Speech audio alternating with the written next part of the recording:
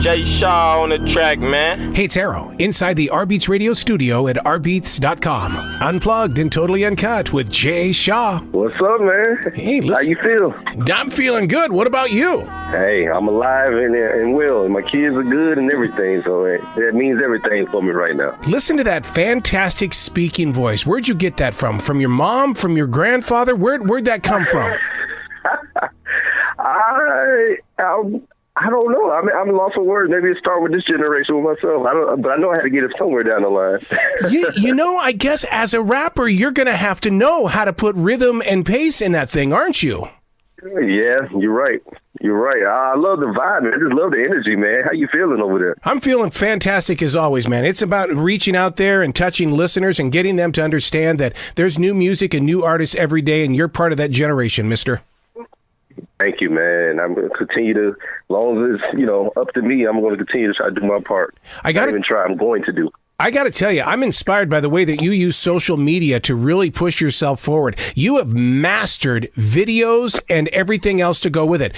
You got to be honest with me here. Where is that something you picked up in high school? I mean, you're doing stuff that normal broadcasting students haven't picked up yet. I've been doing it for probably 5 or 7 years now. And basically, it's trial and error and always researching, working from 7 at p.m. to 2 a.m. just trying to perfect my craft. And I take it very serious. Well, isn't it still part of the connection? Because when you're on that stage and you're singing, that's one part of the connection, but you got to do the social media part of it as well. Yeah, exactly. I see this is a generation we're leaning towards. I did a lot of performing live, but that's very good. That's still good to this day, but at the same time, I'm starting to see you can make just as much connections as in Twitter. I mean, somebody, like, I don't even know what state you're in, but I'm in Georgia, I'm in Atlanta, but you see how the power of Twitter and power of Instagram, power of Facebook, you can just meet up with anybody. So if I say that I'm a Carolina Panthers fan, is that going to tell you where I am? Oh, man.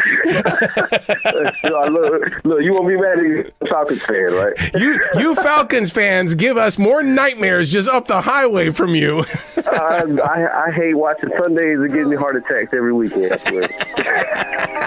I'm cashed up, right, nigga. I'm cashed up right now. I'm cashed up, right, nigga. I'm cashed up right now. I'm cashed up, right, nigga. I'm cashed up right now. I'm cashed up. Hearing that you're from Georgia totally explains the reason why you're getting inside people's heads and hearts, because it is in our soil here in the South, isn't it? Yes. And the origination of where I'm from, I'm actually from New York. I was born in Queens, New York. Yeah. But I came down to Georgia at 1. So you could say I'm raised down here. But my family's all up New York, all still family. If I want to go visit right now, I have a place to stay. It's like, and my mom just wanted to be she wanted to be the trooper to go and try something new. Musically speaking, Georgia has been the breeding ground for a lot of different styles, from crunk to even some good classic blues. How would you best describe what it is that you do? It's more like self-reflection and more chill style, laid back rap. If you're from like Georgia, everybody probably expects you to do trap music or some reference towards drugs or heavy bass sounding, but actually, if you listen to my music, it's actually East Coast influence. So it's just, I can't help what I'm into. And I just love that kind of music, even though you're from Atlanta, you're supposed to rap like this. But I don't want to put myself in a box. I just like what I like. Who's a materialist? Tell me how low that man spending money you don't have to impress people you don't like. Could it be the story of your life? No car, no job, old Tommy ass. Cop nice clothes, it's a cover of your bummy ass. If the unemployment lines, but a crowded ass finish line. Niggas waiting patient in the line. Years down the road, them J's be hanging from the power line. Cannon blasting over fashion happens every single time. Neighbors with the broken blinds. I love that you're open, because that song 23 really puts you out there right now with the situations that are happening in this country. And that's why I call my music self-reflective. It's a lot of stuff going on. It's cool to talk about the other things, the fun, having fun, but there's also real subjects too, and today, even to this day, there's new stuff to always talk about. As long as the world's going on, there's always something to talk about. So what is are you constantly writing then? I mean, are you putting down the beats first, or are you putting down the lyrics? I go off beats and I just listen to it, and it talks to me and tell me what I need to talk about. Yep. If I try to force it, like let me force a beat to sound like what I want to talk about, then it's going to sound, not the product I want it to come out as. Don't you hate going into the studio where someone says, "Okay, man, we need to get that song from you," and you're going, "I'm not feeling it." You got to feel exactly. We're on the same page. We're on the same page. Now, growing up in the world of religion, don't you see that what you're doing is you're street preaching in a way? You know what? And that's actually true. Like when I'm in the studio, somebody, even though we're not friends now, but it stuck out to me. Even you got to listen to your haters. They tell you the truth, even when they're not even trying. They're like, "Man, you really be talking to these folks, don't you?" And when he said that, I'm like, you're just used to doing what you're doing. You don't see how other people are really viewing you. And after that, I kind of ran with that. Yeah. I'm like, you know what? I am speaking to people. That's true. You know we turn that stick. I'm about to fuck this cash up on a new toy. About to fuck this cash up on a new toy. You can't understand us cause you're too soft. Tell the bad bands, run them straight through the machinery. What do you do during those moments when you have the epiphany? In other words, you come up with a line or a paragraph or even a chorus, and all of a sudden, I mean, there's got to be moments where you don't believe it came through you, but there it is. And voice recorder, when you're driving, you just put a beat on and you freestyle. It seems like when you drive it, you come up with the best stuff. And you got to say, let me record that before I lose it. And sometimes it walks to the mountains. Sometimes you got to step away because if you're trying to force it and sit down, you might get that writer's block. But I really don't suffer through writer's block because as long as you go out and live life and then you take your mind away from it, your mind is still subconsciously still working. It's still working, even though you're like, all right, I want to make this line, I want to make this song. Your mind is saying, all right, I'll put you to work, but you go ahead and live your day and you come back to it and this all starts just following on paper. It's pieces of the puzzle being put together. So now, are you finding yourself in the studio with beat mixers, or are you the one that's in there putting all of this together by yourself? Actually, I went to the school for engineering, but I don't like working on my own projects. But while I went there, I networked, and I met my teacher. Actually ended up becoming my engineer, my professor. So that's funny, just by networking. Somebody says, "Oh, I do music," of course I know you do music because you're teaching in class. And then we built up a rapport where I started recording out of his home studio, and then he moved on to bigger and better things where we're in a nicer studio. So it's all about personal connection. Go get it. No matter what the hustle is, a nigga gon' get it, ain't straight, go get it. No matter what the hustle is, a nigga gon' get it, ain't straight, go get it. You gotta open your mouth, you gotta talk, you gotta let people know what your dream is, and they'll share the same dream. Y'all can make it mesh. Make it work. Is that what maybe the song "Go Get It" is all about? Maybe that connection and understanding what passion truly is? Go Get It is because I come from a background where I intern for people like T.I. Oh, man, the list goes on. Young Thug. Oh, man, who else? The list goes on. I got it on my website where I worked out of Dallas Austin studio over in Atlanta. But he sold a studio to a guy named Frank. Frank owns the studio, but he had big names coming through on the regular. So I was used to working and seeing that passion from other artists. I'm like, this is how they do it. They go in 8 at night and leave out 5 in the morning. And guess what? I got to stay with them right then and there. And I seen the grind. And like, these were any artists are not seeing. They need to see that how they made it. Like Rich Homie Quan, all these other people that keep coming in, all the Atlanta usuals were there.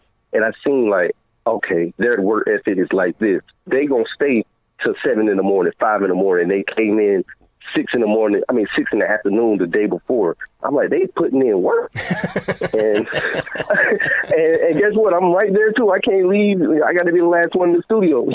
So I'm putting the work in right there with them. Just y'all got 217 booming. Just y'all got 217 booming.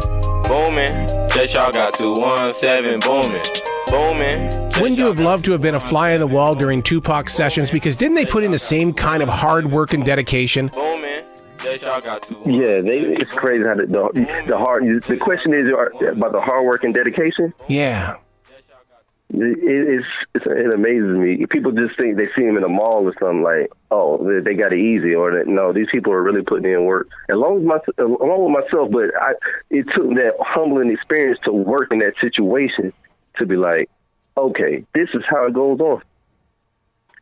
This is how it goes. So I took that same work ethic with me, and I just wanted to take it indie and touch these people. Like, I want people to feel like everybody that follows me back on Twitter, guess what? I'm talking to you. That's how dedicated and a little bit obsessed and crazy with it. Because if you follow me, I'm going to ask you, I'm going to talk to you. If you follow me, I'm going to make sure we're going to connect. This is what social network is for. Don't you think that what you're doing is taking hip hop back to its original roots, where you're speaking the reality of the world? Yes, I'm not say big headed, but I think it needs to come back to that. You know, I can't say I'll be the forefront, but the way I keep going, it will fall in place. Whatever is supposed to work, it will happen. Yeah, because you're not take it back. You're not afraid to be real.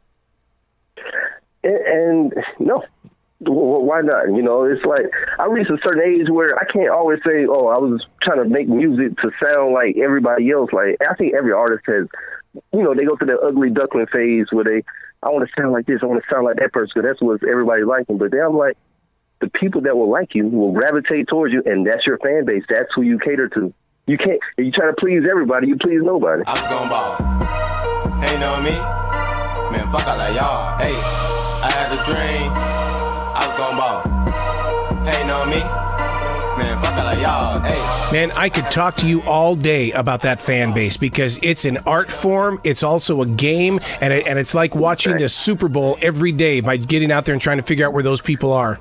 Right. It's a talent. It's just like how putting a rap down on the mic or the paper is a talent to find where these people are at and interrupt them from them, because you got to think these fans are, where you find them at, they're busy. They got Russ, they got Logic, they got Kendrick Lamar, they got other people they worried about. It's a lot of people that just got vying for their attention, and you just sneak in like ninja style, and you get their information, and you just talk to them, make them feel like, you know, not even make them feel like I am making you feel like you're important. Like, you're just as important as me to you. Like, you making this work.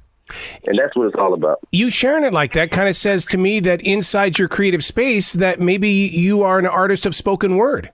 Hey, see, that's why I love talking to people. Like, this is something that I can go back into the drawing board, and, you know, because this is actually the first time I'm hearing this, and I would like to thank you, like, for real, because you gave me something.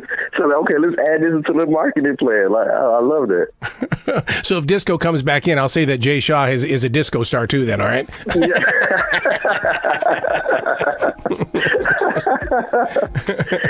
Oh, man. They don't wanna see me win. They don't wanna see me win. They wanna see me give in. They wanna see me give in. I had to get it out the mud. There was nobody to hug. Fuck that shit, I gave up on you.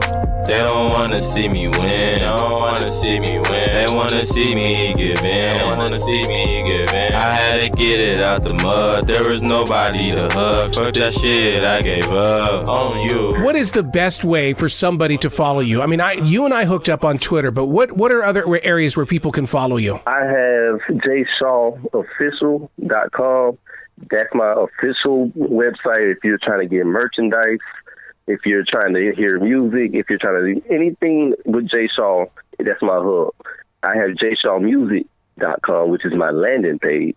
That's where I get contact information, which is the email, and then they're entered into my email list, and then we build a rapport. And then I have Jay Shaw Membership, which is a site that I'm, just basically trying to build up, because my brand is really a movement. So I want to make sure I'm building positivity and connecting everybody that's positive within this page. And that's what I've been working on now.